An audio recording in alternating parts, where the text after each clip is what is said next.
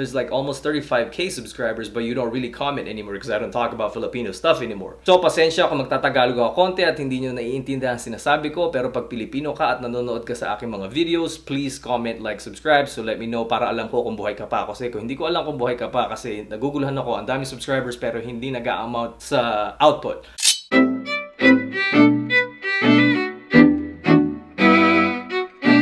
What is happening, guys? ARCHIEzzle here and welcome to another video. Archies, I hope you guys are having a great day. Today's video we're going to be answering something that I always get in my inbox.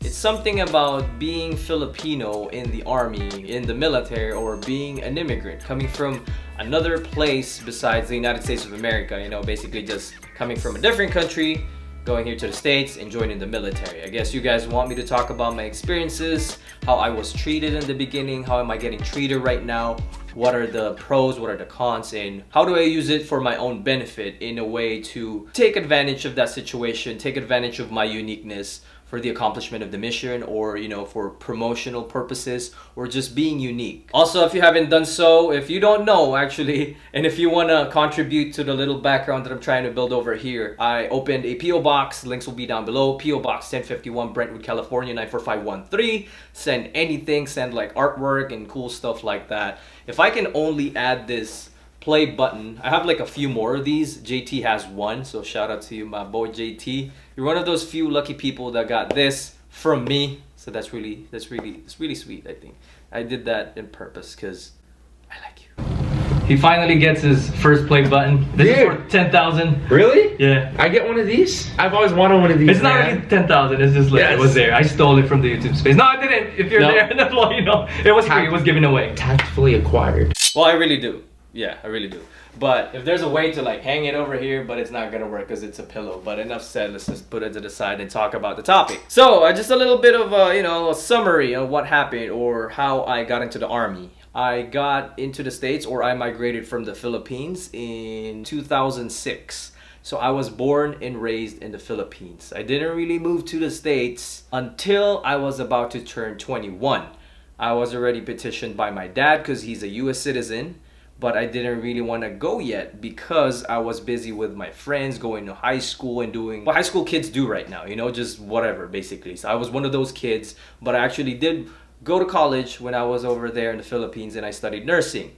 I was there for 2 years or 3 years in college, but again, like every college kid or every young kid or young person, young individual, I kind of didn't pay attention to what was actually in front of me. Instead of taking advantage and getting my degree and then go to the States and work as a nurse, I kind of slacked off and didn't really enroll or didn't really finish the class. I dropped a few classes and now I'm here. So the reason why I didn't move to the States ASAP, like what I said, is I was enjoying my life as a college kid, as a high school kid.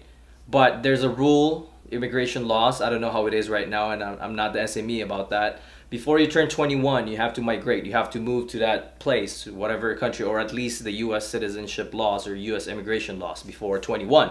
Because if I go to the States or didn't go to the States before I reach 21, my status will be invalid and I won't be able to go and have to turn in a brand new application that will take years to get approved. But I have been approved since I was like, I think like 12 or 11 or something like that. It was like that for a long time. I just held off, you know, because I didn't want to go yet. So there I was, you know, brand new to the country, like every brand new Pinoy. And that's also something that I want to like tap into because my wife actually told me about this.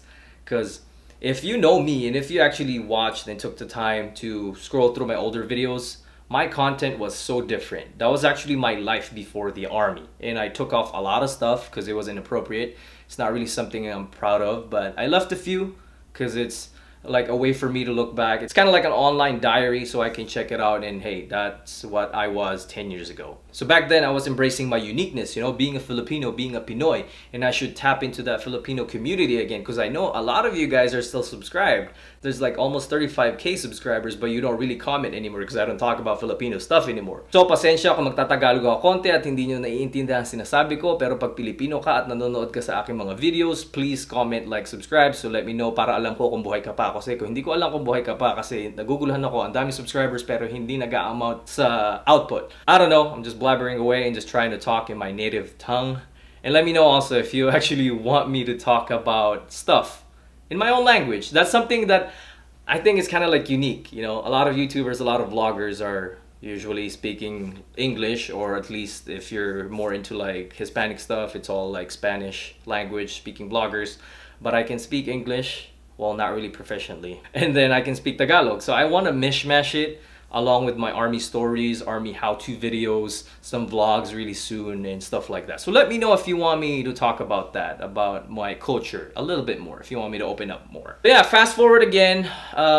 I joined the army in 2011. You know the deal, it took forever to get into the army. But being a brand new soldier, you know, they automatically assume like, oh, he's Asian, he's Filipino, or he's Chinese, he's Japanese, he's Korean, or whatever he is, or whatever I am, or whatever. You know, they assume right away that if you look Asian, you're Chinese or Japanese or something like that. So expect that if you're an immigrant, if you're Asian, if you're Filipino, you'll get mistaken to be either Japanese or Chinese once you get into the military. The greatest thing about the military that you guys have to realize is that it's so diverse and it's so unique.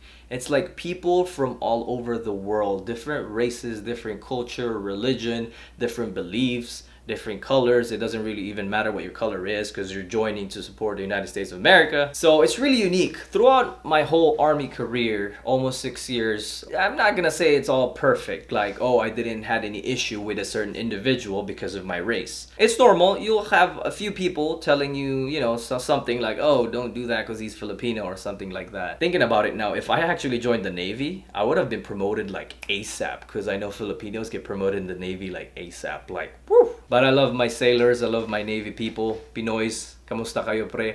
I'm probably gonna be part of the E4 Mafia if I was in the Navy, and I'm probably gonna be one of the head E4 Mafia honchos. Well, not really, because I can't swim, and you guys know about this already. All I have to say is, you know, try to hang out with the right people. It doesn't matter if they're not the same culture, not the same race, or you didn't come from the same place.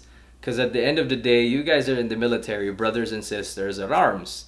You have to work together, because that's what matters when you're in the military. Also, I tried to use my uniqueness. You know, I got paid for learning how to speak Tagalog because that's like an extra language. So I know for a fact that if you speak Mandarin, if you speak Pashto, Dari, or some Middle Eastern language, you can get extra pay for that, which is called Foreign Language Proficiency Pay, FLPP. And you have to take the DLPT, which is just a test just to see how proficient you are in speaking that foreign language, so you can get paid for that. And that's also an extra skill. It's gonna go into your records, so when they see it, they kind of use that also as an indicator, or like a way like, oh, give this guy a special assignment because he knows how to speak a certain language. You know what I'm saying? I guess a few instances, you know, being Filipino, especially being in the military, you'll come across a lot of Filipinos also. A lot of them are really helpful. They will help you out because it's kind of like, hey brother, I didn't know you're gonna be in the army as well, you know, like, kamusta ka pre, where are you from?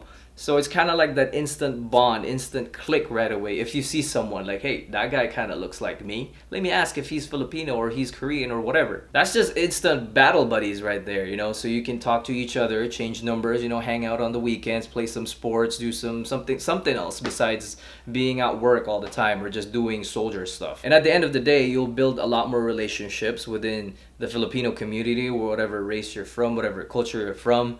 And you can count on those people when you have like issues at home, personal issues at work. It's basically just try to use your uniqueness wherever you're from. It doesn't matter where you came from. Try to use that uniqueness to make friends in the military, make relationships. And when I say relationships, I mean professional relationship or like battle buddy relationship, not partner relationship, okay? Just to let you guys know. So yeah, it's basically just take advantage of the situation. That's the bottom line.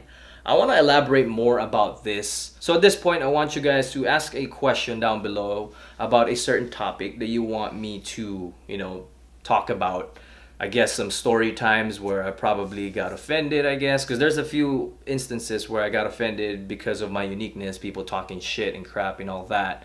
And a lot more. You know, if you have any issues, let me know also. But it's nice to be unique. Great to be unique. I know people will have different opinions, beliefs, and stuff like that. But at the end of the day, you guys are all soldiers. You're all our service members working for one team. All right?